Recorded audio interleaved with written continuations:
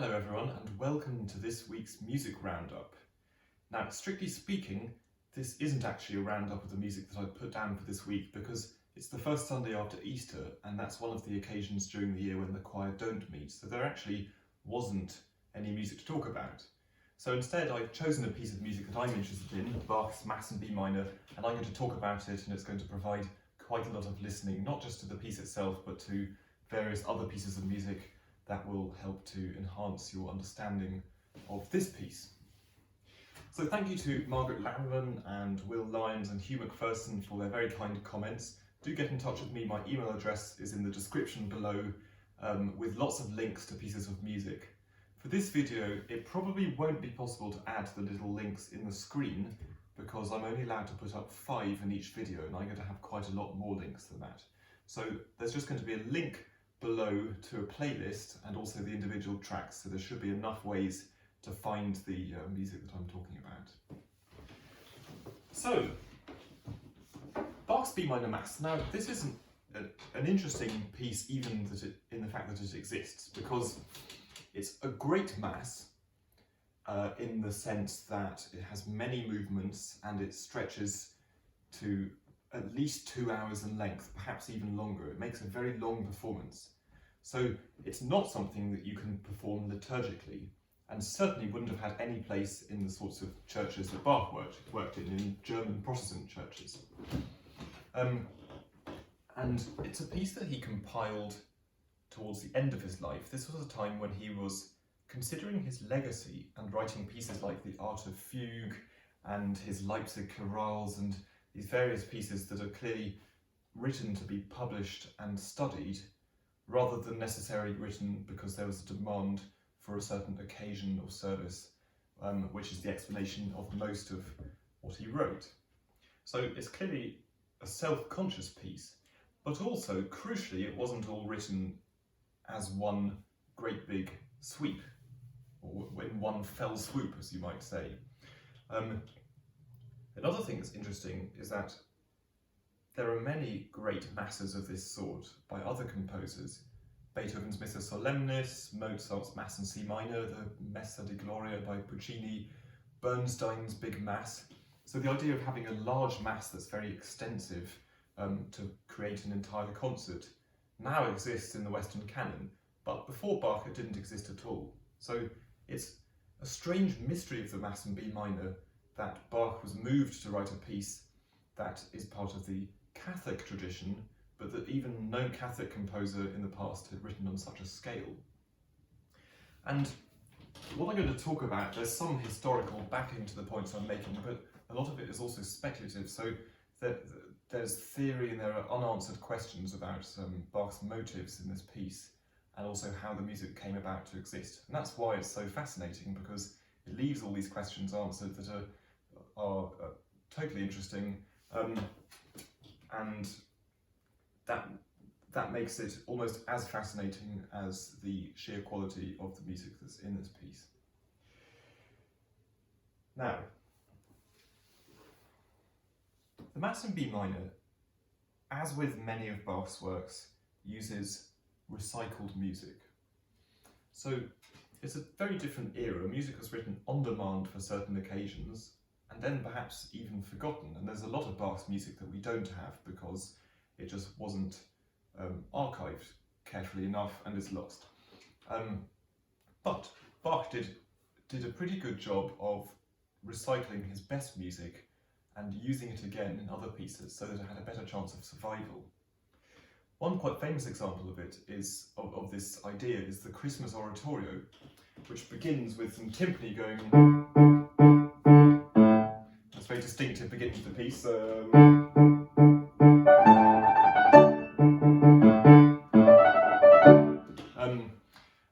So why does the Christmas oratorio begin with some timpani, the kettle drums?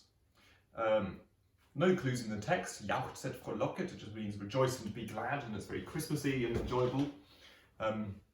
Now, there may not need to be a reason to use the drums at the beginning of the piece, but in fact there is a reason, and it's because it's recycled from a birthday cantata for a local princess, and the words of that cantata were Tönet ihr Pauken, which means beat you drums.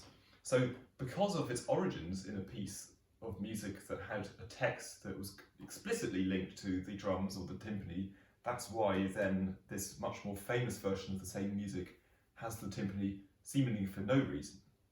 So that's an example of recycling in music. And because Bach was never required to write a great mass, or missa tota is the terminology that I think he used, he was able, when putting this piece together, simply to compile lots of movements of cantatas and smaller mass settings that he'd written. And in fact, it was the case in the Lutheran Church that he would have been required to write several one-off movements of the Mass in Latin, but just not the whole thing. So the Kyrie and Gloria of the Mass in B minor, the first two main sections, actually did exist from a 1733 performance, I believe. But even that music was compiled from cantatas that preceded it. The Sanctus was written for a Christmas Day performance in another year, and some of the other music, especially the Credo, which is the longest section with many movements, and parts of the Benedictus and Agnus Dei, some of them were written specially for the B minor Mass. But in the grand scheme of things, most of the music had already been written. It just needed to be rewritten or written with different words or just revised. So it wasn't that Bach sat down and created this huge amount of music. It was much more that he took what he had from his shelves and turned it into a great B minor Mass setting as a way of appreciating some of the greatest extracts of the music that he'd written before. Now, one good example of that is the Gratias Agimus Tibi, which is the third movement of the Gloria.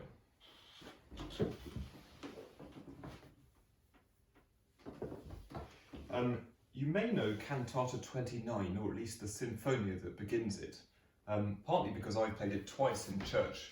Recently, in the beginning of February for Caroline's christening, Melissa and Richard Holloway's daughter, played that in a duet as the organ voluntary with the trumpeter, Katie, who played that morning.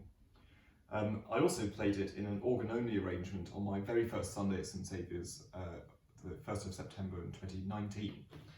And it's the one that goes...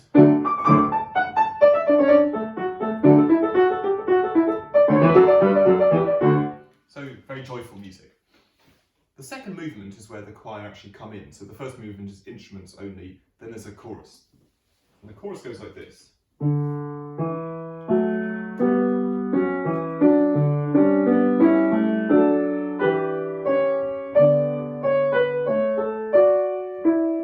Now, this is the same music as the Gratias Agimus Tibi.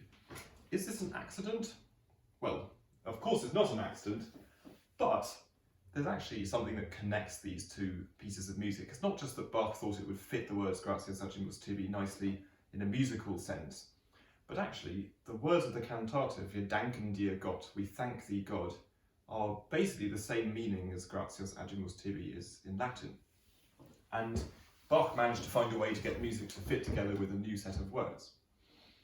Now, there's a difference in the music between the two parts, or the two uses of that music for the two different texts, and that's in the time signature. So we're going into a bit of music theory now.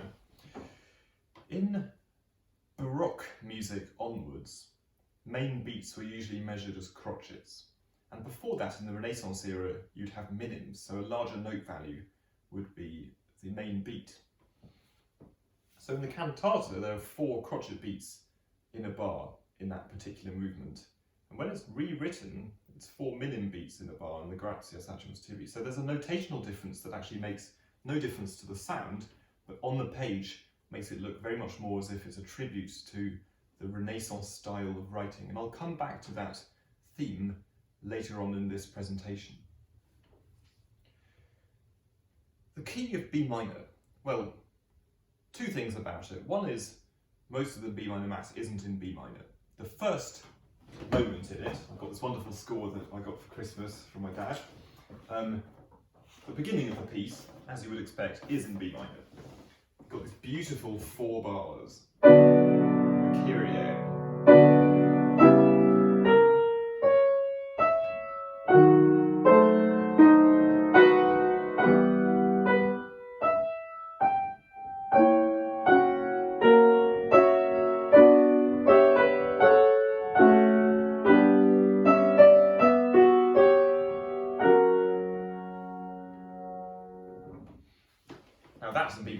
over the page there starts a very long instrumental section that eventually becomes a fugue for the voices.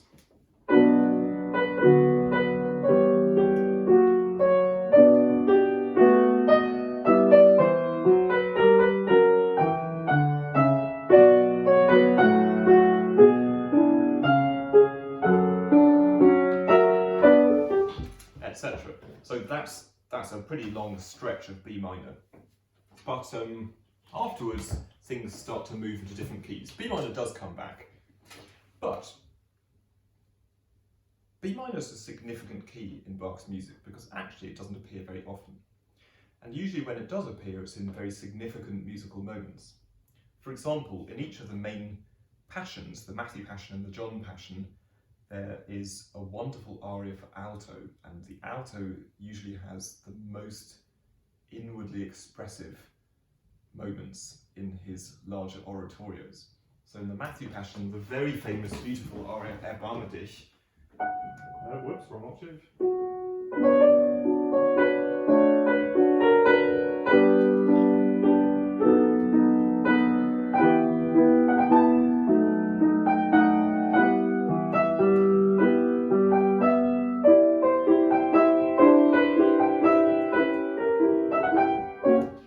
Listen to that in a recording, one of the links. That's one of the really special moments in that piece. And in the John Passion, there's Es ist vollbracht, which is the comparable moment, perhaps.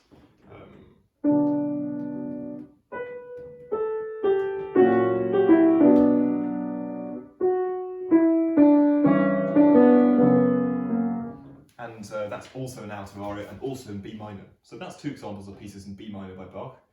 Then, if you take the 48 preludes and fugues for keyboard, that's a prelude and fugue in every key, major and minor, starting with C major. And if you go up the scale, as the piece does, and get to the very last movements, the very last prelude and fugue in that whole series, you're in B minor. And in the first book, the B minor fugue is very, very long. There's also a mature prelude and fugue for organ, because the main preludes and fugues are from an earlier stage in his life, but there's one that's written rather later on in B minor as well. It's a very special piece. So it's clearly a key that Bach didn't use lightly. Now, we talked a bit about recycled music, but the credo is perhaps the most Catholic part of the Mass, and so it's a little bit less recycled. And there are a couple of things about it that make it a lot less Lutheran than the cantata music that became the rest of the Mass. And this requires going into some of the heritage of Catholic church music. So with Catholic church music, it's all about plain song. And plain song is also called Gregorian chant, so it's linked to Pope Gregory the Great, who lived in 540 to 604, so a very long time ago. And Gregory the Great, I'm no medievalist, but I know that source information is a lot trickier in this period, and so it's unclear why Gregorian chant is named after him. And it's thought that he probably compiled a lot of it from various different sources, and he was definitely a musically appreciative pope, and apparently other popes who loved music found it a very great compliment to be compared with Gregory the Great. So he compiled a lot of the music that eventually became the plain song books that are used today. In ancient lore and almost Christian mythology, if you could call it, people depict Gregory the Great with a bird on his shoulder singing down his ear, and they say that it was divine inspiration that caused him to write the plain song Gregorian chant. Although in actual fact, he probably didn't write it, he just compiled it.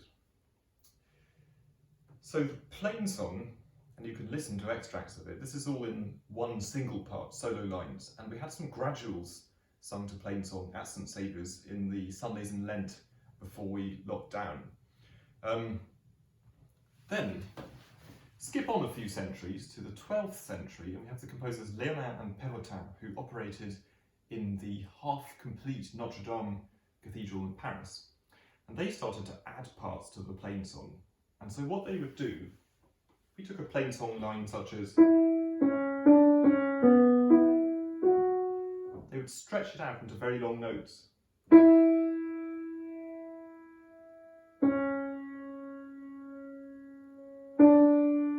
As you can see, and then add another one or two voices on top. There are some very fine pieces by these composers. I'll put a link to a piece by Peritan that's quite well known, called Vida und Omnes, which uses this technique.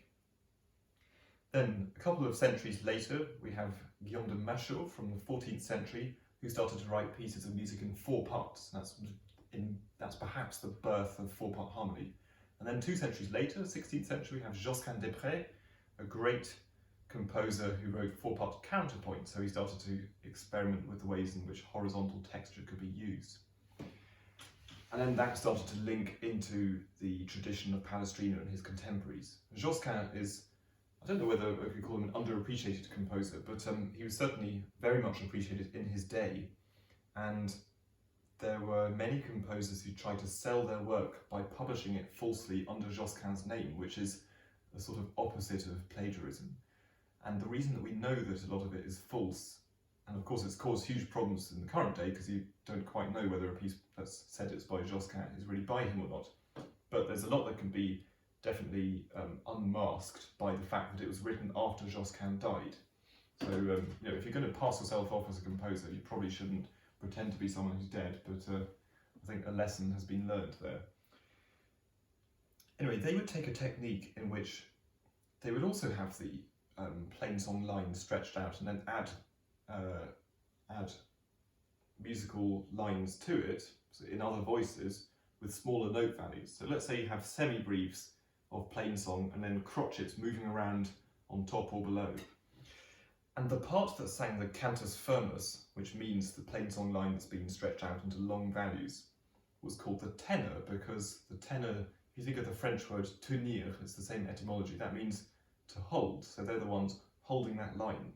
And that's the origin of the voice part tenor, long before it meant what it means today, which is a high male voice. So, if we look at the Bach, beginning of the Credo, he takes this Gregorian chant, and Bach's contrapuntal prowess owes itself a little bit to the Catholic composers and to Fuchs, who was the writer of a textbook that's used by people who study counterpoint. So he would have at least known some plain chant through the source of the music that he studied himself, which was of Catholic origin. Now, if you take Credo in unum Deum, starting on that note in the tenor part, and then add some shorter note values in the bass, you might get this. And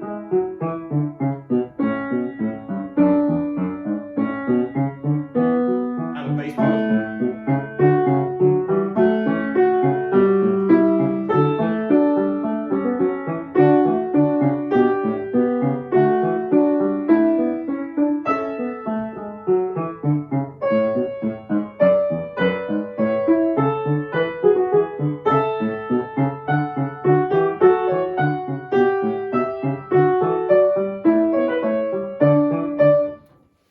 And so forth, and then it starts to become a little bit impossible to play. But that's the beginning of the Credo in Bach's Mass in B minor. So he uses plain song, very much explicitly Catholic style music, and writes out in 4/2 time, which is harking back to the Renaissance era as well, and writes something that is completely in homage to those composers, but of course also has many of the stylistic elements of Baroque music and Bach's own style. So it's a very fine beginning to this very long movement of the B minor Mass. Now, a few movements later in the Credo, and this is the one I'm really focusing on because there's so much to talk about, we have the Et incarnatus est. And this uses a Baroque feature called appoggiatura. It's a rising appoggiatura, and that means that you have a pair of notes where the second note is the one that fits the chord and the first note is moving up to it. So it's very expressive. We're in B minor again, so expressive key.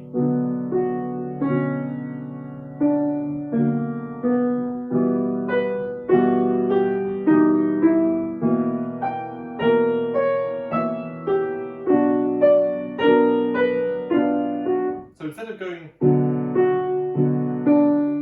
and just doing those out of the chord, it's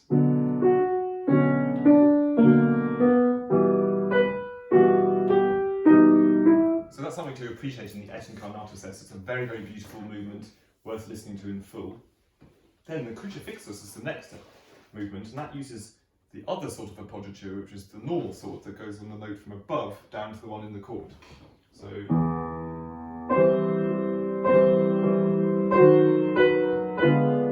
gives this impression of sighing.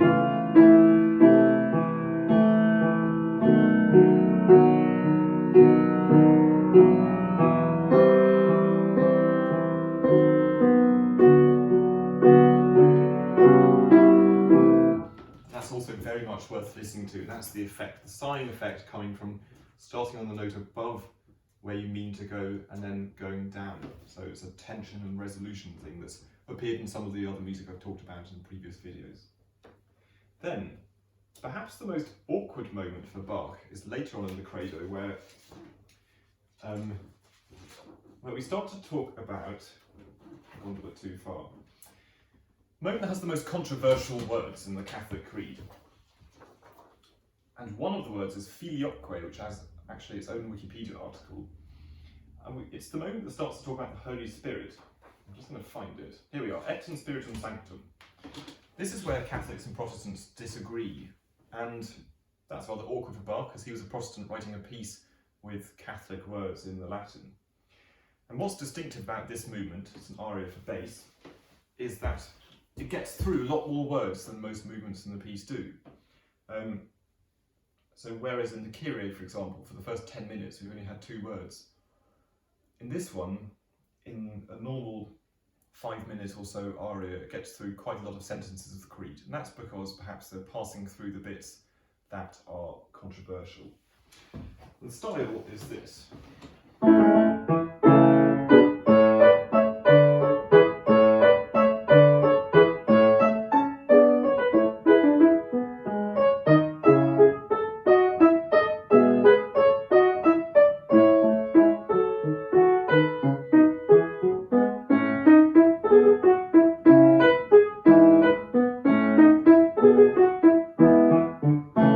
Comes in. But I think this gives almost a sense of churning through a lot of text at one point. So just saying, yeah, okay, we need to get through this text to get to the good bit at the end of the Credo. So we're just going to be as efficient as possible and cover lots of words in one aria. And the filioque appears in this. So that's the sentence, qui ex patre filioque procedit, talking about the Holy Spirit and saying, who proceedeth from the Father and from the Son. And whether or not the Holy Spirit is believed to have proceeded from the Son or is a point of massive contention and something that there were huge conferences about and people couldn't quite work out what their belief was. And there's certainly disagreement between Protestant and Catholic belief on this topic. And so Bach sifts through this particular moment in the text and doesn't make too much of a deal about it and just moves on to the next moment. So I think that's rather amusing in a way that, that Bach does that. Then there are some glorious choruses at the end of the Credo, and there's a big Sanctus as well, the Christmas Day piece that was recycled by Bach. The Hosanna, which is very much worth listening to. I mean, the whole piece is. The Hosanna is very joyful. It's one of the moments where the timpani and the trumpets come in, so all the loud, happy instruments. Then there's the Benedictus aria and the Hosanna reappears. And then another moment for the alto, the Agnus Dei. This is a great aria. The altos always get the best arias in Bach. Really expressive.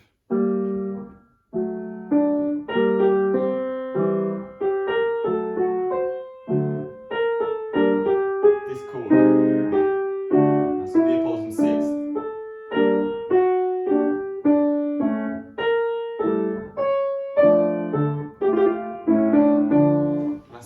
Types of appoggiatura as well, rising and falling. And then finally, the last movement of the piece, and this is a good 2.5 hours into your concert. The Dona nobis pacem.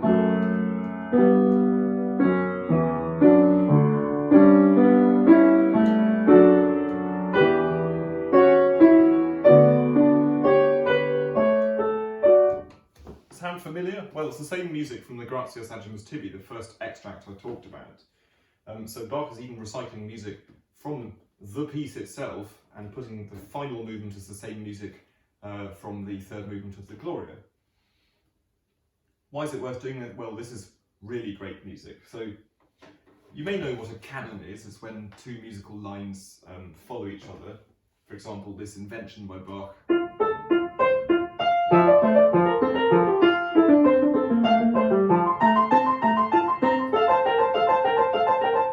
Where two parts follow each other in quick succession. So this musical line.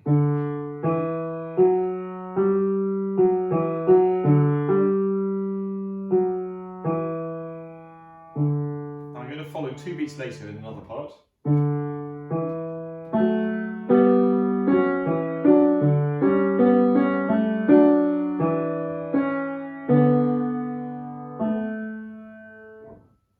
Then I'm going to add 2 more parts in later, and we get what Bach does. 4 parts in canon.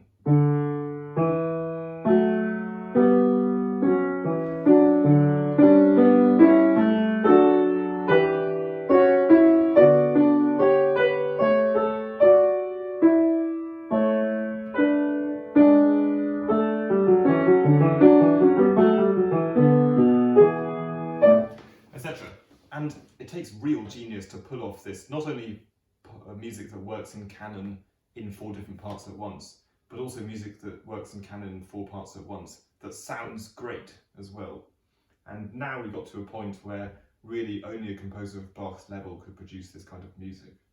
But it still owes a lot to the music of the past. It's written in 4/2 time, harks back to the Renaissance, and brings the whole Mass to a glorious close. This is another dream piece of mine. I said that about the St. John Passion, but the Bach B minor Mass as well. It would be a wonderful one to put on. Unfortunately, it costs about £6,000 to do. So if anyone feels like donating anything towards that amount, then we could put on a glorious performance. I think it's such an all-encompassing piece that it would be really one to bring us all together after this time of crisis. But for now, I hope that you enjoy listening to the whole piece and to the extracts and to the various pieces of music that I put that help us to understand a bit of the context and also legacy of this great Mass.